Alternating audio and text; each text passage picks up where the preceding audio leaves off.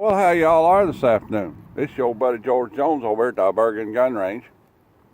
You know, in the Commonwealth of Kentucky, if you ask someone what time it is, the answer is going to be rain. It's raining.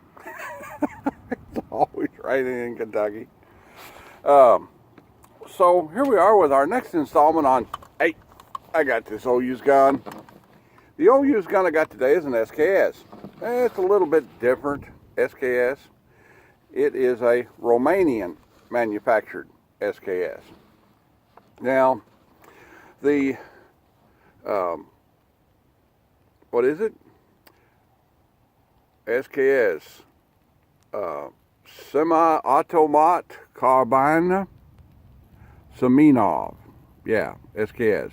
Semi-automatic carbine Semenov is the guy that designed it.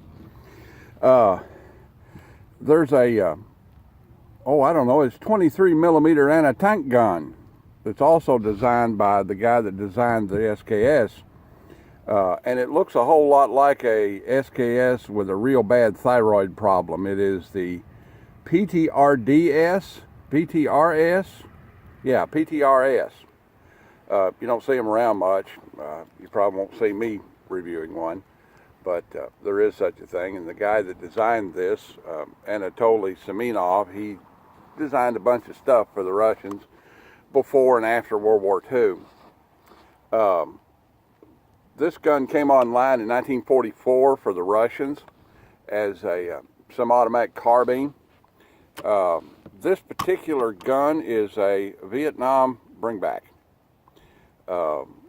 A Vietnam veteran brought this back on capture papers and so forth. A few years ago, he got dementia, and his family members went over and took his gun apart and promptly lost some of the parts. I received the gun from the veteran's estate. It has this piece of copper wire which has been added up here.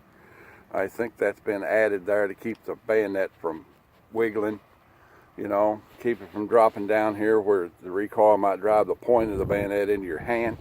But it is the correct and original bayonet.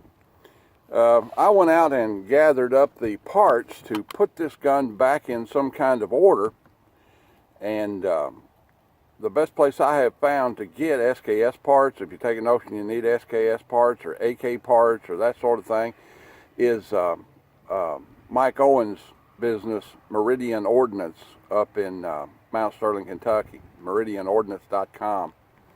I got a gas tube, a gas piston. They lost the bolt, but had the bolt body. They lost the top and so forth. You know, and I managed to get most of the parts to put this gun back into order from Mike and them. Real good outfit to work with. Well, let's see. We're going to shoot this old gun here now that I've got it all together and see how it shoots. I test fired it at about 25 yards at the bank back there.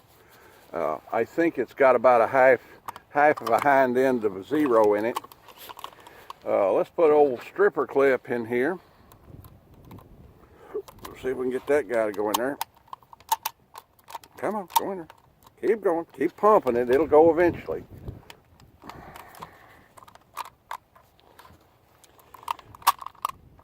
Yeah, keep going.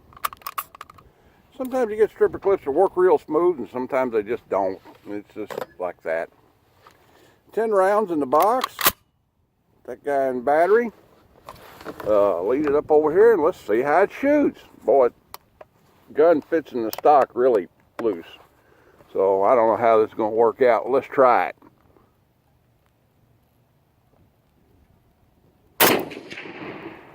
Well, I hit something down there, but I don't know what it was. All right, that was a hit. Let's get this sight to the 0 point. There we go. Put that on there and see how it shoots that way. Yeah.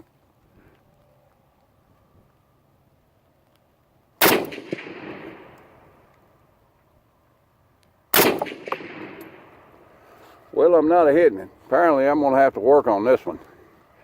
Get the sights in a little bit better. There we go. That's about right. You need to get the right hold on here. There we go. Boy, that's got the creepiest trigger in it I've ever seen in my life.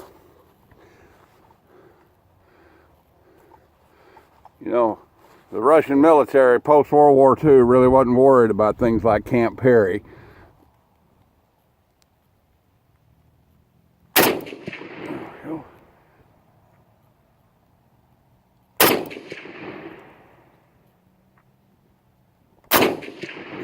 All right, 15.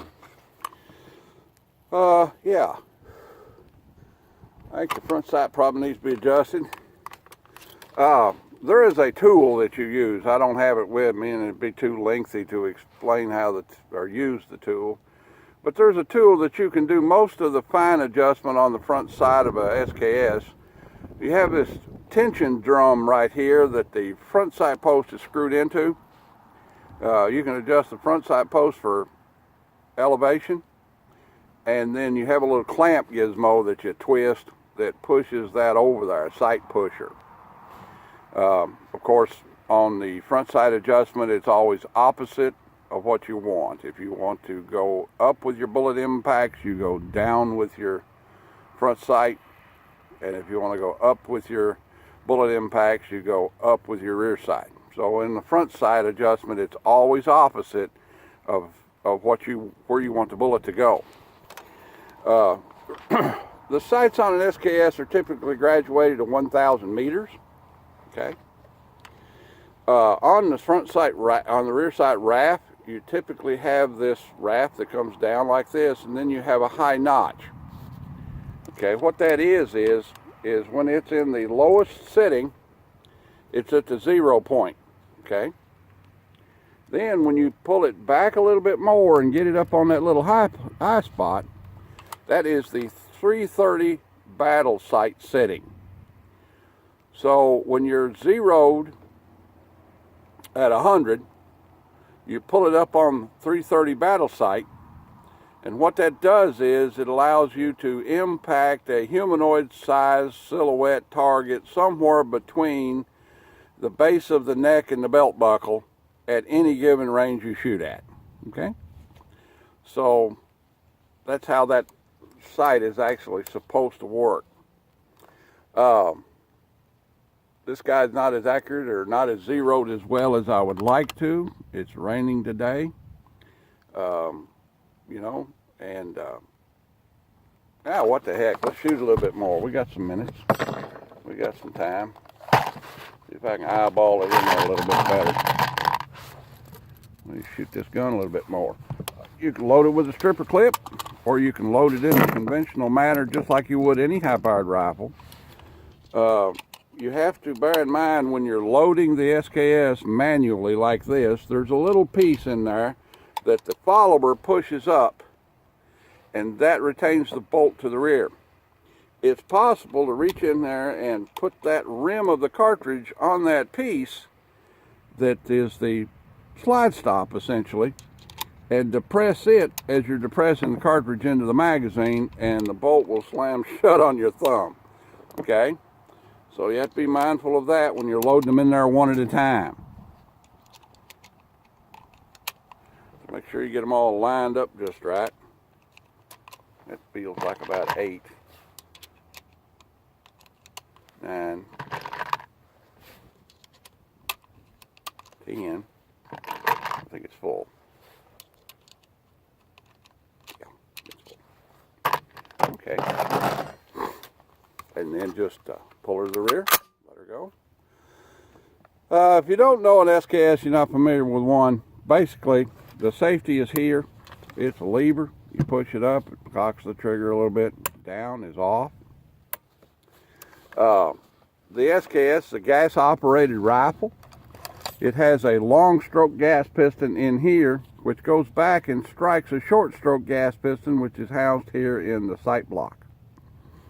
And that in turn hits the bolt carrier, which is the part with the handle on it here.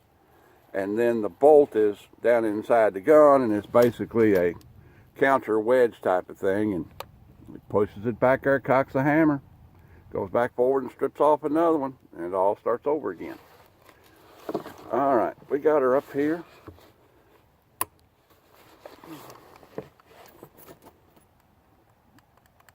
Boy, that's some trigger, ain't it?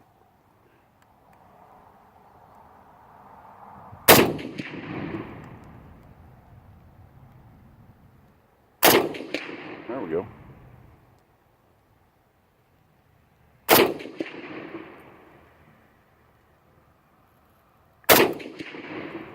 The barrel on this thing's a little shot out too. I mean,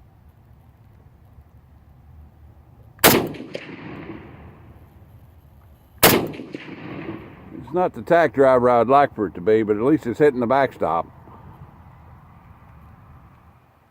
That was like firing a flintlock car. You pull the trigger, one snap, nothing happened, all of a sudden, boom.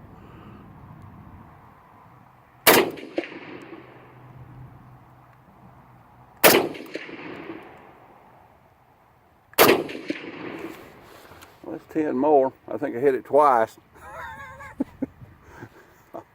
Overall, you know, this is a Romanian. The European SKSs command a little bit better money than the Chinese ones. As rough as this thing is, in today's market, this is basically a $400 gun, steel. I don't know. It's an SKS, works. The stock is shrunk up over time, or, you know, it's gotten to where it doesn't fit in there very well. When you pull the trigger, the gun moves in the stock, and it's like, that doesn't help your accuracy one little bit. Yeah, it's not a tack driver. It's not a real good rifle. It's not in real good shape, but, you know, it is an SKS and it does shoot. So it'll command a certain amount of money if you go buy one like this. Well, all right then, there's a little short video on the Romanian SKS. I may restock this gun, see if I can't do something with it and get it to shooting a little bit better, and then bring it back over and shoot another video and show you how it works then. Oh, what I need, another gun project. All right then, like, share, commentate, and subscribe.